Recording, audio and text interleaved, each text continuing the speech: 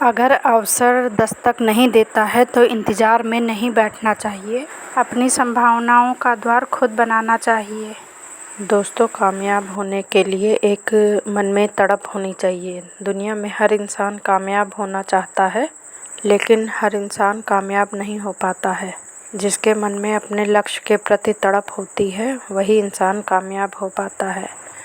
तो हेलो दोस्तों, welcome to my channel. मेरे चैनल में आप लोगों का बहुत बहुत स्वागत है।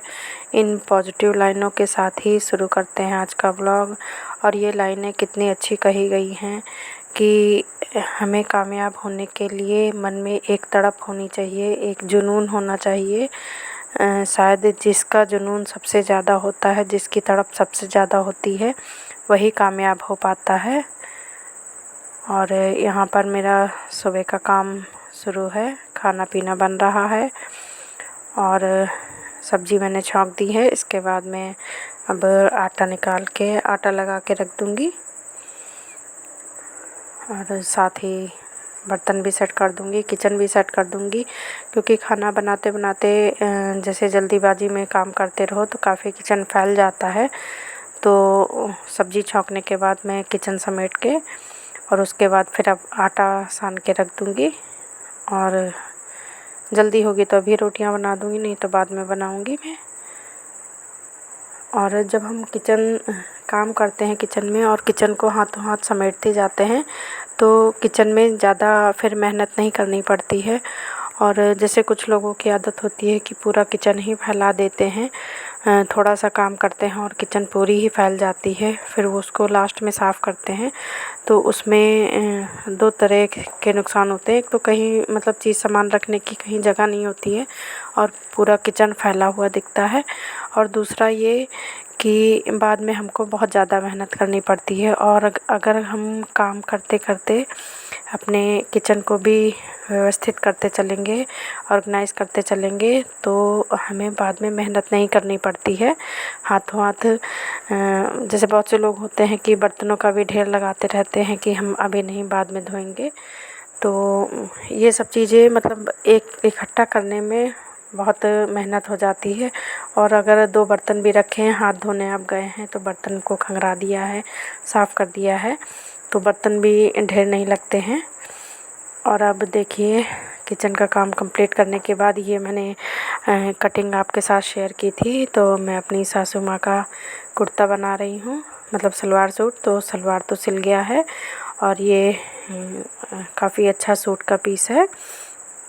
तो इसकी कटिंग मैंने आप लोगों के साथ शेयर की थी, एक बार थोड़ा सा फिर शेयर कर देती हूँ कि हमने सबसे पहले ये सलवार का कपड़ा अलग कर लिया है और इसके बाद जो सूट का कपड़ा है उसे हम पीछे का पार्ट अलग कर लेंगे, जो कि कच्ची सिलाई के साथ अटैच रहता है। तो उसे अलग करने के बाद जो बटन पट्टी में जो डिज़ाइन दिया होता है उसे हम हटा लेंगे। तो सबसे पहले मैंने यहाँ पीछे वाला पार्ट अलग कर दिया है और अब बटन पट्टी की ये जो पट्टी लगी हुई है इसे हम हटा लेंगे। और ये हम तब लगाएंगे जब हम गले का कंप्लीट कर लेंगे, गला बनाने जाएंगे, तब उससे पहले हम ये लगाएंगे पूरी कटिंग होने के बाद। तो यहाँ पर हम एक सूट रख के, मतलब जो पुरानी कुर्ती है उसी को रख के जिस फिटिंग का हमें बनाना है उसी नाप से इस कपड़े पर हम निशान लगा लेंगे।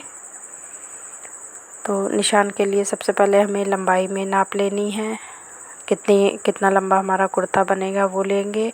फिर उसके बाद हम चेस्ट की, कमर की और हिप की और गले की, कंधे की, स्लीव्स की, ये सारी नाप हम उसी कपड़े के हिसाब से, जिस नाप का हमें सिलना है उसी हिसाब से हम लेंगे। तो यहाँ पहले मैं अब गले की पट्टी हटा लूँगी और अब मैंने कपड़े को उल्टा रखा है और पुरानी कुर्ती से नाप पहले मैं पूरी लिख लूँगी कपड़े पर और उसके बाद मैं उसी के अकॉर्डिंग निशान लगा लूँगी और फिर कुर्ता कट कर लूँगी। तो कपड़े से नाप लेके बनाना मुझे ज़्यादा इजी लगता है।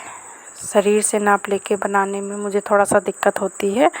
मैंने शुरू से कपड़े से नाप लेके बनाया है तो मुझे वही इजी लगता है। इससे मतलब कपड़े से नाप लेके जब मैं कटिंग करती हूँ, कुछ भी ब्लाउज़ या सूट कुछ भी बनाती हूँ तो मेरा परफेक्ट आता है। तो यहाँ पर नाप ले लेके मैंने पूरे में निशान लगा लिया है और बस अभी सीन निशान के हिसाब से कट कर लिया है और यहाँ पर फिटिंग का निशान लगा लिया है और ये अच्छा लंबा कुर्ता तैयार हुआ है। अब हमने गले का मतलब जो कट किया था, गला काटने के बाद ये जो बटन पट्टी निकाली थी, ये बीच में बिल्कुल सेंटर में हम इसे पहले पिन अप कर लेंगे और फिर सिलाई कर लेंगे, पूरी अटैच कर लेंगे इसी में। आप चाहे तो पहले कच्चा कर लें, आप चाहें अगर जैसे ये मुझे बहुत बड़ी लग रही थी, पहले मैंने सोचा कि इसे डबल करके लगा लूँ, पर ये मम्मी को नहीं अच्छी लगी थी, बहुत छोटा आ रहा था, तो फिर इसे खोल दिया मैंने, फिर लंबी करके ही लगाई है। और बटन पट्टी वो लगाने के बाद, बटन पट्टी नहीं सॉरी, जो फैंसी पट्टी है तो उसे लगाने के बाद पाइपिंग पट्टी जो भी आप लगाना चाहें वो लगा देंगे। और यहाँ देखिए पहले मैंने गले में डबल लगाया था, पर बाद में मम्मी को नहीं अच्छा लगा तो मुझे बाद में खोलना पड़ा था इसे, और फिर मैंने सिंगल पट्टी लगाई क्योंकि ये बहुत छोटी लग रही थी, उन्हें लंबी चाहिए थी। और इसके बाद मैंने पीछे का पार्ट अटैच कर दिया इसी तरह पाइपिंग वाली वो लगा के, पट्टी लगा के सॉरी।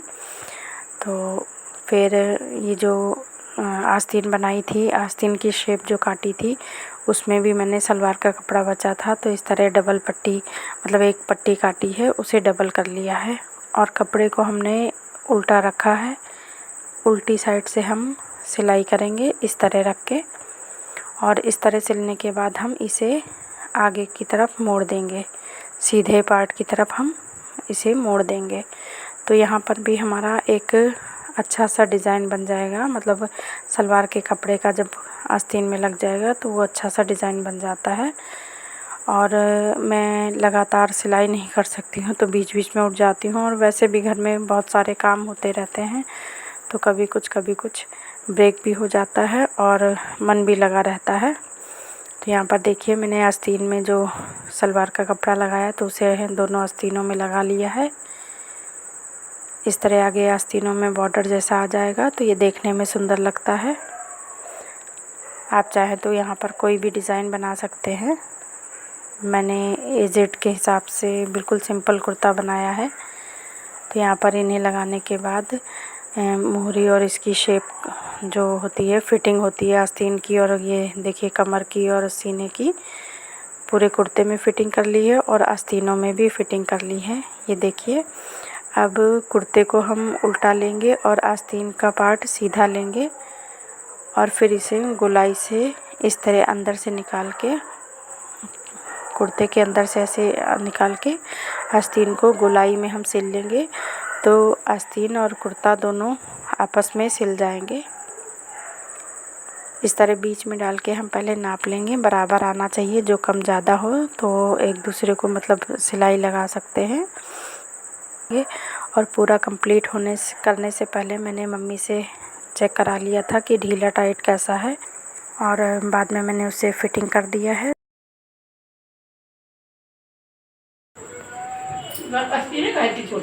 इतना ही कपड़ा निकलता बनाने के बाद अब मैं आ गई हूँ किचन में। तो यहाँ पर एक साइड मेरी सब्ज़ी चढ़ी है और एक साइड न्यूट्रेला चढ़ा है बेटे के लिए नाश्ते के लिए। कंप्लीट हो गई है। तो बस आज का ब्लॉग इतना ही, अच्छा लगे तो लाइक, फैमिली मेम्बर में शेयर कीजिएगा, न्यू है तो सब्सक्राइब कर लीजिएगा। कल फिर मिलेंगे, बाय बाय, टेक केयर।